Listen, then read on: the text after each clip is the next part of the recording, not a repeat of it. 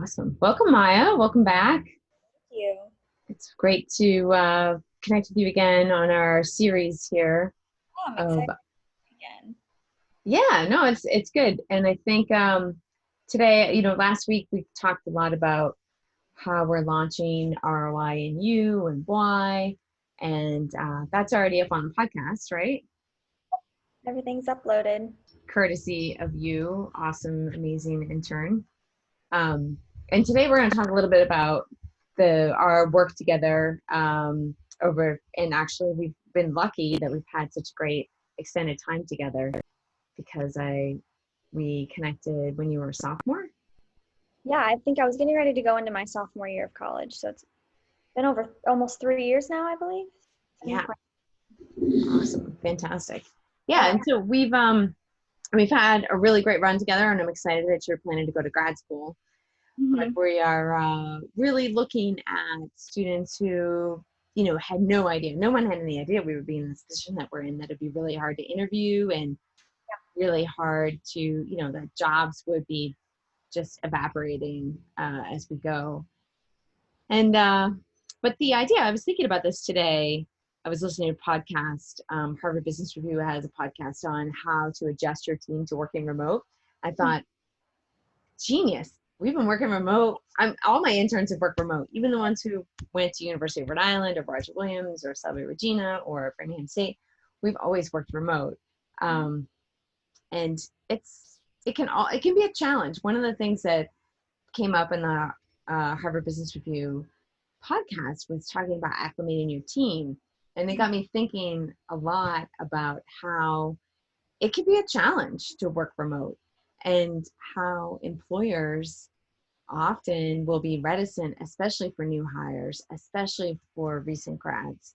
So one of the goals of ROI in you is to bridge that gap, right? Not only do you have the skill set, but you have the soft skills and you have the reliability to comfortably work remote when maybe by the end of it, I guess by the time the end of the course is, like, more people will have acclimated to being more productive on work remote, but it's possible that you could go in, having completed ROINU and be a star intern and really get a lot done because, as they were saying in the HBR podcast, this is an acquired skill, right? It's not something that anybody's taught.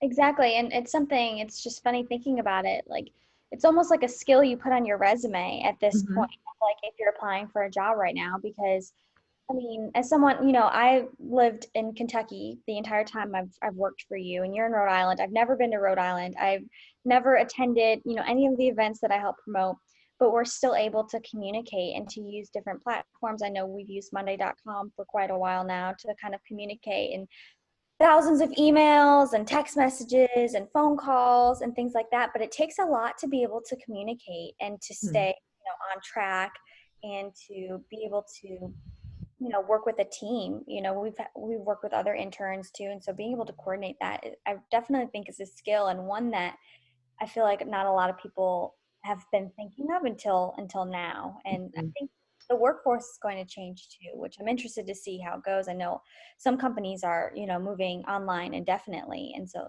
what does that look like, and how do students kind of learn the skills needed to be successful online and to be kind of hold themselves accountable, because I think that is the one thing you need to be able to do in order to work remotely.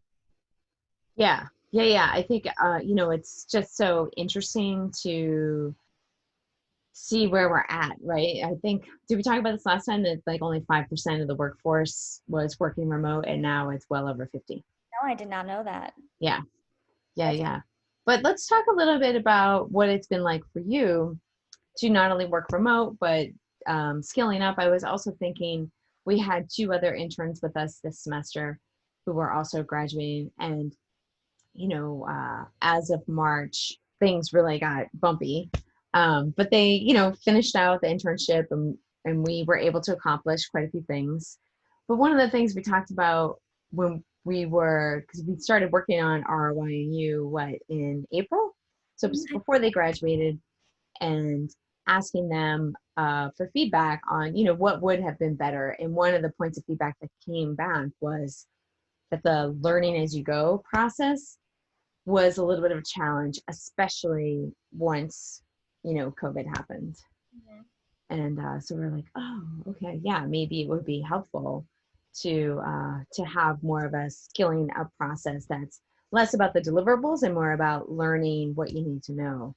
But what was it like for you to just sort of jump in, because there's not a lot previously in the NIM internship, unlike the semester-long courses.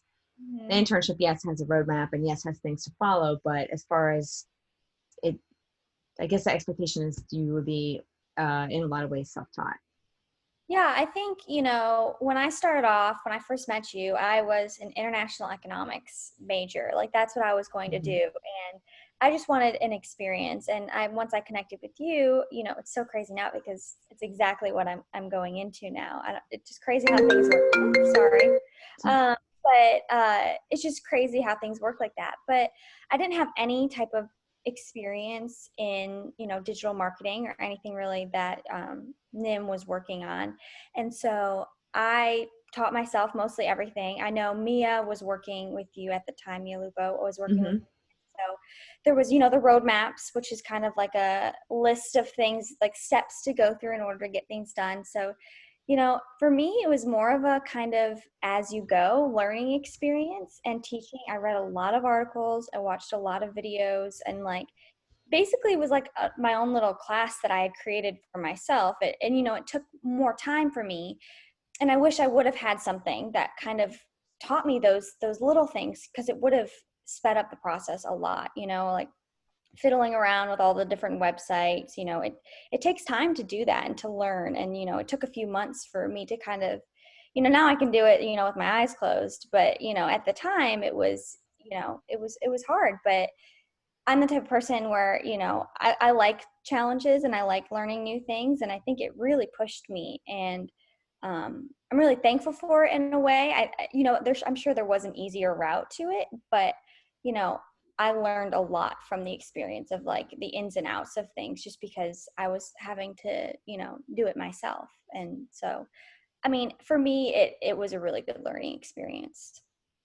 And that's not unlike a lot of recent grads experience, especially in new technology, right? Let's say you've gotten hired and you're at a small business or even a medium-sized business who's like, hey, maybe we should think about, let's say, like TikTok, right? Mhm. Is that, and then they would turn to you, probably the youngest person in the room, but like, you must know how this works.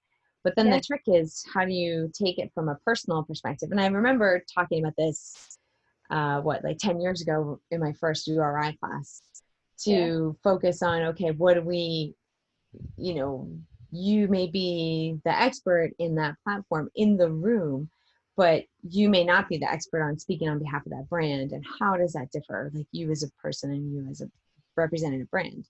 Oh, absolutely. Yeah. And I think that's the one thing that took the longest is like finding the brand voice and when you're writing things, because it's really easy to make a Facebook post or a tweet or Instagram post and like personally coming up with what Hmm. to say. But when you have to start representing a brand or a company, you have to take on their voice. And you Right. know, that's something that can't always necessarily be taught. Like that's something that kind of comes with time and like Hmm. but I think being able to differentiate those things, that's like a completely different, like that's something that can be taught, because I'm sure there's a lot of times, like you said, the youngest person in the room typically gets looked at when you're talking about new trends. And it's like it's hard because yeah, I'm on TikTok personally, I go on there. But if I had a business was like, all right, we want to be on TikTok, what do we need to do? It's like Yeah. I'm not sure, let me do a little bit of research. And so there's a lot of things that can be taught. And I think it's really important for recent graduates to stay on top of those things and know like what's on trend, because that is what's going to give you an edge when you're entering a job. Because people who are older who may be looking to graduates for help on these younger trends, like that adds value to you and to your position, and it makes you more valuable to them. Yeah, no, I think that's important. And then one of the things that we did was um, we spent more time this year knowing we were bringing in two new interns, to onboard them. So we were already moving quite along the process of what do we need to do? How can we do this better to onboard? And so we had I welcome 2020 task list for the new interns. And I think that really helped a lot. And you played a huge role in setting that up and what are some of the resources that you use that you found? And now we've been able to adapt that Welcome 2020 into this course. And I think it's important also to think about, and this is true for all people and business owners, that a lot of times you're laying foundations and groundwork for things that you don't know where you're going to actually go, but developing processes and systems is always a great way. It's similar to, oh, I'm going to spend the time trying to come up with a perfect campaign that's going to be great.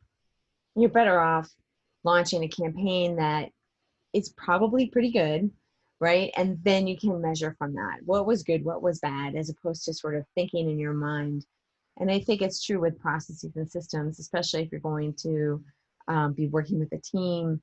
And if you're looking to scale your brand, let's say if you're a solopreneur, if you're looking to scale your brand, you really need to start thinking that way. And it's good, in our experience that we had already built that. And I think the ROI in you cohort is really going to benefit from not just the courses, not just the work remote, but also that, this isn't like one day we woke up and said, hey, I have a good idea.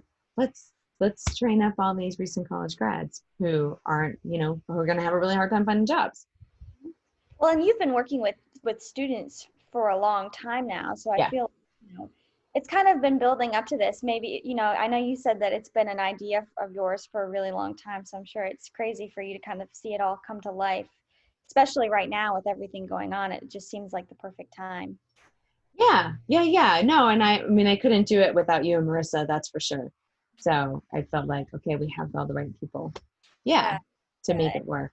It's crazy because from my perspective, as someone who is a recent graduate, to be involved in the process is really cool because, I'm able to give suggestions because I'm in that place, and Mm-hmm. I've been lucky enough to be able to work with you and to learn a lot of these things, but like to be able to, give feedback and to be a part of the process, it really means a lot just because, it shows that, when other students are going, that a student opinion has been involved in that process and that Mm-hmm. they've been thought about and kind of being, reassured that it is a course that benefits students.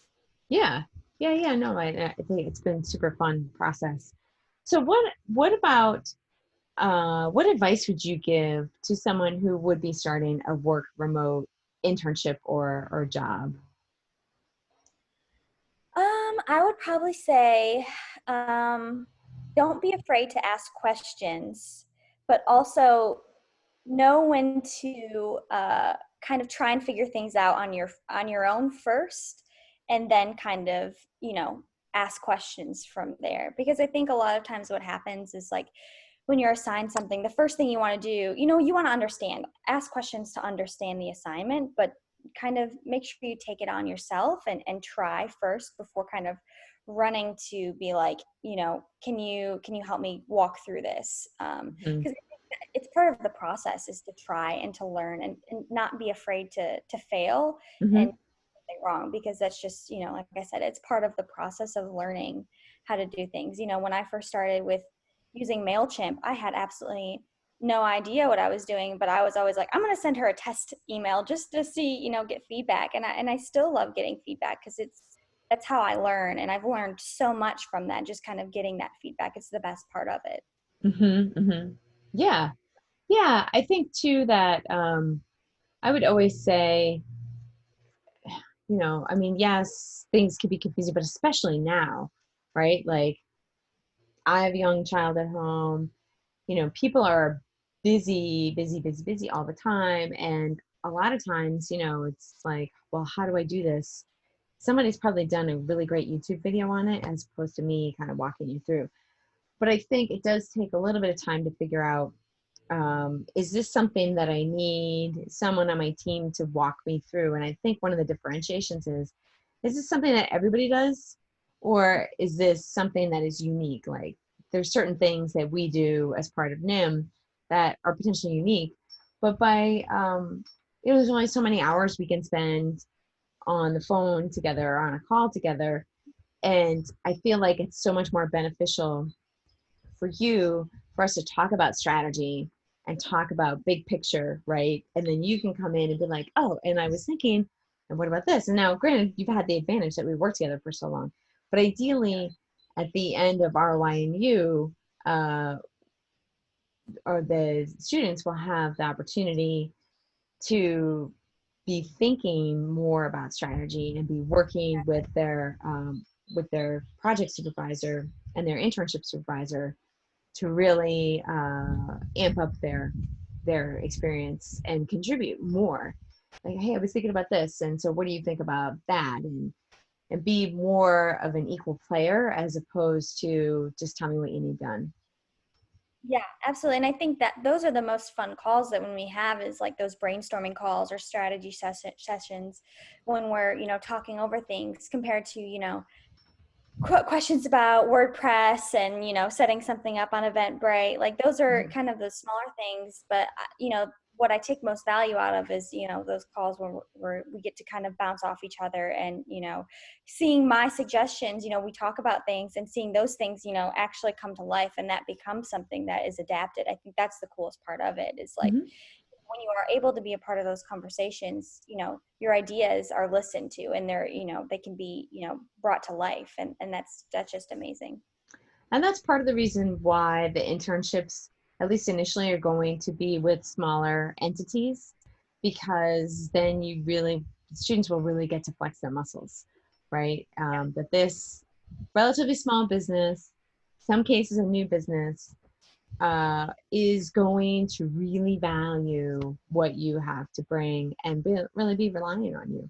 And then for the interviews will be with larger entities, agencies that are growing, things like that. So it's going to enable you, now that you have the skills, you can cut your teeth working on a specific brand and understanding what their needs are or what that brand's needs are. And then when you go into the agency realm, you really do need to, go ahead um, and understand, okay, this is what this particular brand needs, because everybody's different. Each brand is different. But Yeah. you've already had that experience of like, okay, this is what this, my solopreneur needs this or needs that, and give you the opportunity to contribute. Yeah, and I think working with smaller businesses, you're able to have your hand in more pots in terms of like what you're working on. Mm-hmm. Whereas like I know a lot of my friends who have internships at larger companies, like, starting off, they're assigned to a very small role doing, say, like social media marketing, where they're just simply constantly posting things on social media, and where there's value in that. It's cool to be able to, work on so many different parts of a campaign, because there's just so many moving parts with a small business and like kind of getting them more noticed and more views and things like that. So I think it's really cool to be able to have the opportunity to work with a small business and then be able to interview for something larger as well. Yeah. And for me, so when I was, I guess, a little bit younger than you, when I was the age you were when I met you, so I was just finishing up my sophomore year in college, I knew, oh, I wanted to get an internship, and what is that going to be like, and what can I do, what can I afford to do? And I actually couldn't afford to do an unpaid internship. So Yep. I went to my local newspaper, and I went to the, the recent, or the publisher. Actually, no, he's the publisher now, but he was the editor of this one paper. I knew that they had just went from a freemium model to a paid subscription model, and I said, hey, don't you think we could use an intern? And he was like, well, we haven't had an intern for this. And he paid me $1 more than minimum wage, and I got Nice. so many clips in journalism, like you have all your clips, all the stories that you worked on and that Mhm. you wrote about. And I just had stacks and stacks and stacks of clips. So when I went for my first interview, as a journalist, I was applying for a job as copy editor, and I had to submit writing samples. And the editor of the paper said to me, well, how do I know the copy desk just didn't clean this up? And I said, oh, that's no problem. I only picked out like the top 10. And I walked in and I had a binder like this thick and all these clips and everything. And he was like, okay, all right, I got it. But it's, as opposed to when I worked at the Boston Globe, the interns who are actually mostly co-op students, they spent most of their day opening mail, answering phones, and they would occasionally get to write like a short brief. The news hole is only so big, especially, well, now it's different, right? Because the internet, I mean, this is before web was such a big thing, but even then, I think the fact that you are in print makes a big difference. But I wonder now, how much there's no way I would have had the opportunity that I did working for a really small paper. Um, and it's funny because I just got to dig in and I was just talking about this with some friends over the weekend, how I would go, I covered almost every town meeting there possibly was. School committee, DEM, Conservation Commission, like whatever, like I went to everything. And especially the school committee, it'd be like a 2-hour meeting and they would spend 20 minutes talking about something. And I'd write my story, because it was usually like Wednesday and we went to press on Fridays. So the story had to be done the next morning. And I quickly like, this is what happened, this is what happened. But then I would have the luxury of talking to the school board members and talking to the superintendent and just making phone calls and asking like, what do I need to know about this? Like, are we dedicating all this time?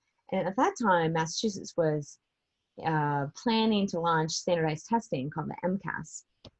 And what that did was there was a question about whether or not foreign language requirements would be part of MCAS for middle school students.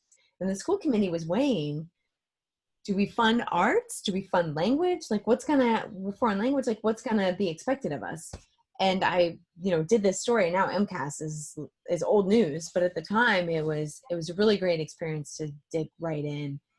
And I would say that you've gotten a lot of experience with NIM and there was a lot of groundwork laid because we've been doing it for 10 years, but there was a lot of opportunity to perfect and improve and, put your Maya-ness on it.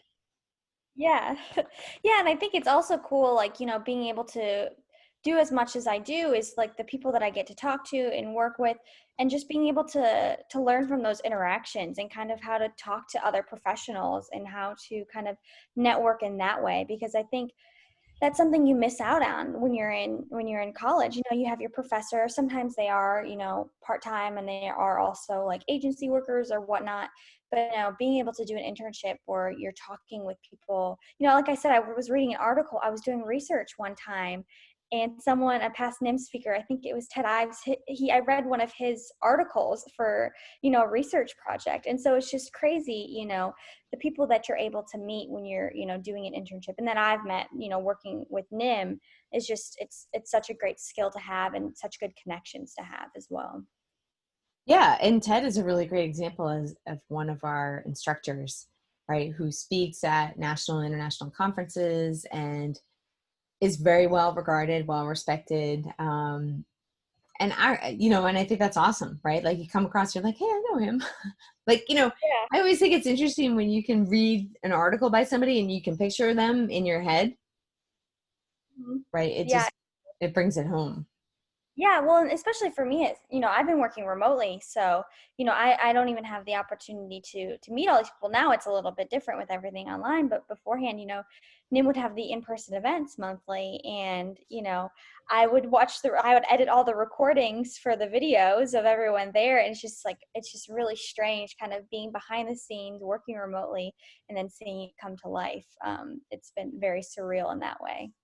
Yeah. And now at least that we're all online, which reminds me, after we finish this up, we got to talk about our August speaker, because you have gone from not just managing the promotion of the events, but now managing the speakers and making sure that they have all their content and everything. What we've done with NIM since you've been on board, and because you are so strong and capable of doing this, right? Like I know I can count on you to be interfacing with the speakers and Mhm. being professional, um, you know, bugging people, getting after people in a really nice way. But okay, these are the steps that we need, you know, reminders, things like that, especially now.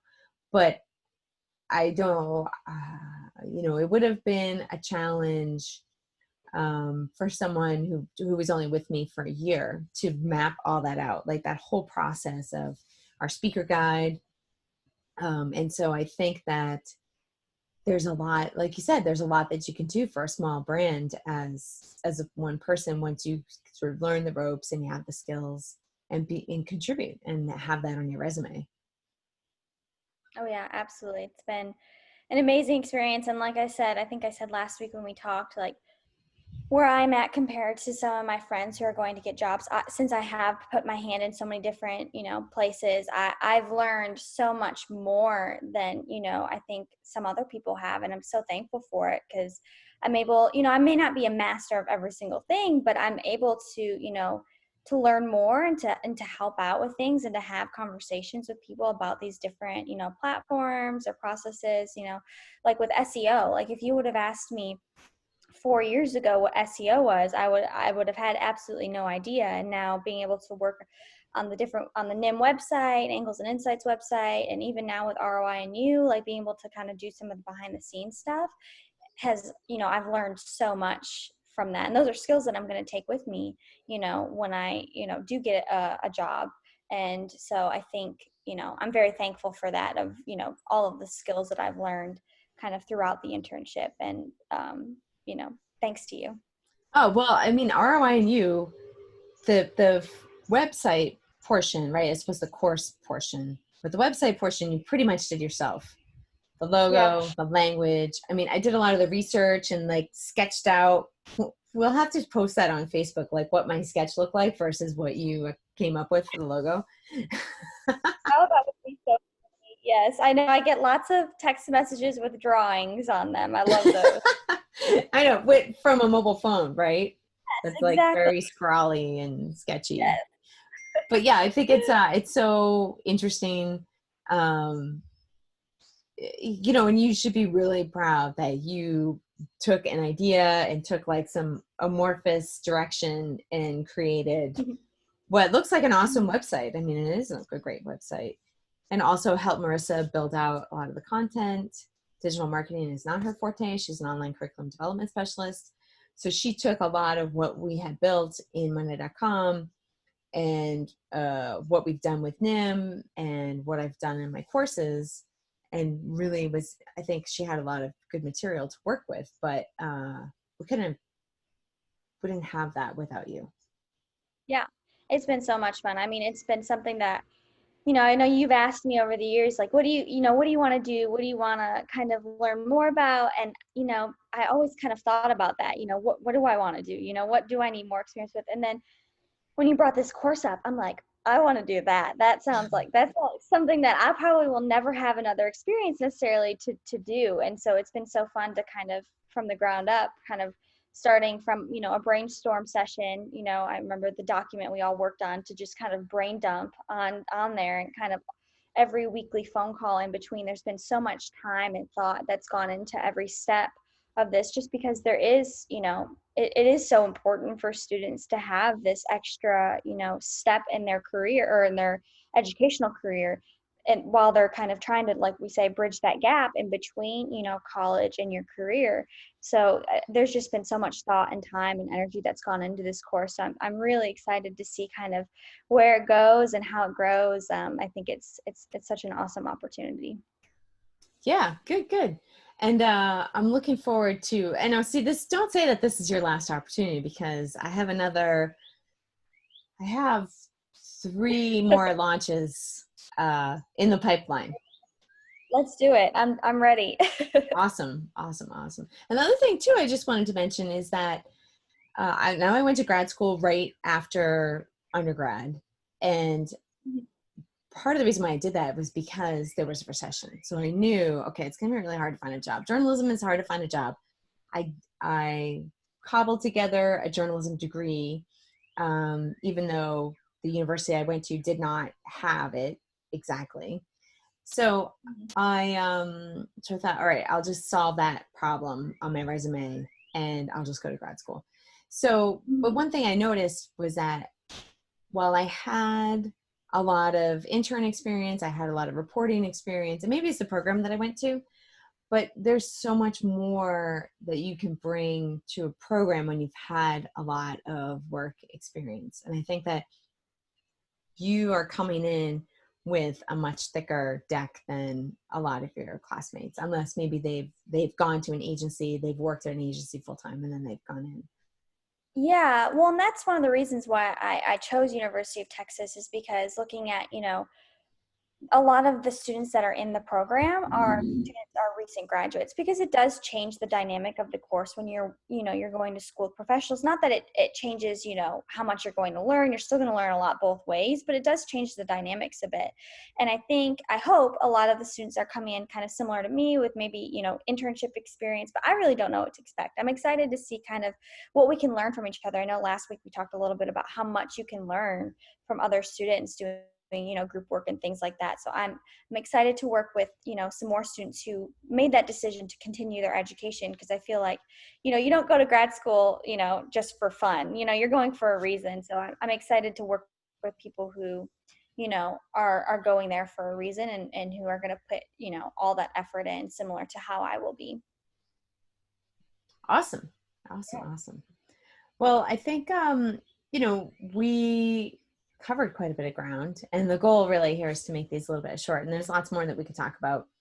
But is there something out of your NIMterm experience that you would recommend that anyone listening might be interested? Like if you're in an interview, what's a question you could ask or a request you could make that you could say, hey, I would love to do this, or I think this is a really important piece. Can I work on a project? Yeah, I think it's something that I've been doing some research on, just because, working on some blog posts for the ROI and you, was talking about like a mentor and mentorships. And I think being open in what you're looking for, like if you do want that kind of to build that relationship, just because, if you're looking for a mentor, like, I think you and I have been able to talk, and I've learned so much from you, in terms of, what kind of professional I want to be. And I think, asking that question of like, is it okay for like, I don't know how you would word it, but just like there's like informal and formal mentors, and Mm-hmm. built in for it to be like that, but sometimes it's not. Sometimes you're just assigned projects. And so taking that initiative to ask questions and to get to know that person, and to kind of learn from that as well. You don't just learn from the brand and the company you're working for, but the people that you're working for as well. There's so much knowledge there. So I think that's the advice I always give, is to to get to know who you're working for. Right. That's a really great tip. And I think Yeah. too, I think people are much more relaxed than they used to be about, like the having professional yet personal relationships, like personable professional relationships, I Yeah. think is something that's evolved Mhm. in my career span, which is longer than I think that it is. But it's Yes. been super exciting to work with you and to help see your success and trajectory. And that's really one of my goals, is not just let's get the work done, but like you said, I always ask, like, what are you interested in? What are the types of projects you want to work on? And I think as you are, you know, if you are listening to this podcast or joining us live, that's one of the things that you want to screen for. If you have choices, right, that you're able to contribute to your trajectory and what you're going to be working on, and express like, oh, I'm really interested in this, Mhm. and be willing to take the initiative. I think that's really what it comes down to, is the interns who are ready to take the initiative and they're doing the basics. I know that they can do more. I know that they're going to be interested in more. So offering them the opportunity, as opposed to edit this, listen to this and digest it. Or, if that's not their strength, obviously it's not going to be that great of an experience for them. So to making sure that I'm balancing kind of boring things like listing on event sites, like that's not really that exciting. But are you Yeah. interested in multimedia editing, launching podcasts, things like that? Like, oh yeah, yeah, I would like to do that. It's like Yeah. awesome. Finding like a good combination of like things that you enjoy doing and things that maybe aren't the most enjoyable but are necessary and like that you can learn a lot from, I think is like the perfect balance. Yeah. Yeah. Cool. Well, hey, I think that we should pause and we're going to pick up next week.